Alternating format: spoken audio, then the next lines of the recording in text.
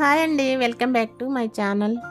ఈరోజు hair fall, జుట్టు రాలడం తగ్గించి హెయిర్ గ్రోత్ ఎలా పెంచుకోవాలో ఈరోజు మనం తెలుసుకుందాం. అలాగే ఫేస్ పైన ఉన్న స్కిన్ డ్రైనెస్ని తగ్గించి ఫేస్ గ్లోలా కనిపించడానికి ఒక జెల్ని మనం ఎలా ప్రిపేర్ చేయాలో దాన్ని మనం ఈరోజు చూద్దాం. హెయిర్ ఫాల్ అలాగే ఫేస్ గ్లో కోసం ఒకే ఒక జెల్ని మనం ప్రిపేర్ చేసుకుందాం ఈరోజు.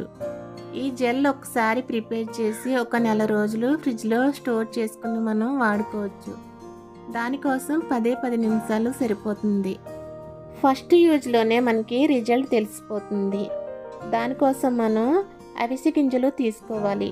దాన్నే ఫ్లాక్స్ సీడ్స్ అని కూడా అంటారు.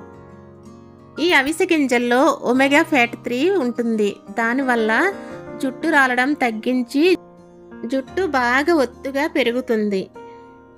అలాగే ఈ అవిసె గింజల్లో విటమిన్ ఈ కూడా ఉంటుంది. అలాగే ఇది డాండ్రఫ్ని కూడా తగ్గిస్తుంది.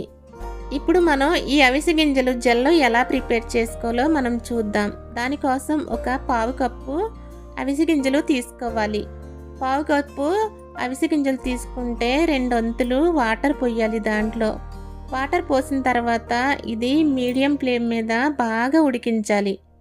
ఇది బాగా ఉడికించిన తర్వాత ఇది జెల్లా తయారవుతుంది. ఒక 10 మినిట్స్ తర్వాత ఇది 10 మినిట్స్ తర్వాత ఇది బాగా ఉడికిన తర్వాత ఇప్పుడు 2 గ్లాసులకి ఒక వంతు వాటర్ ఉండాలి.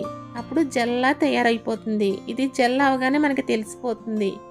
ఎలా అంటే మనకి చిక్కపడిపోతుంది.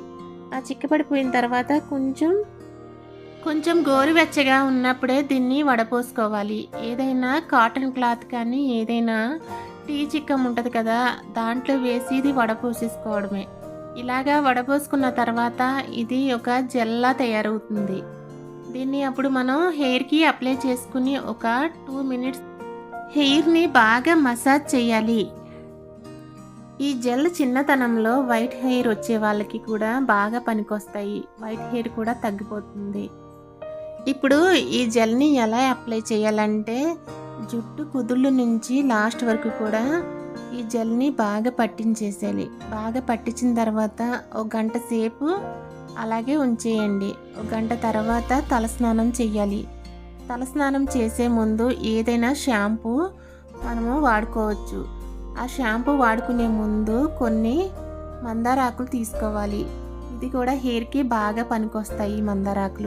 ఈ మందారాకులు వాటర్లో బాగా కలపాలి.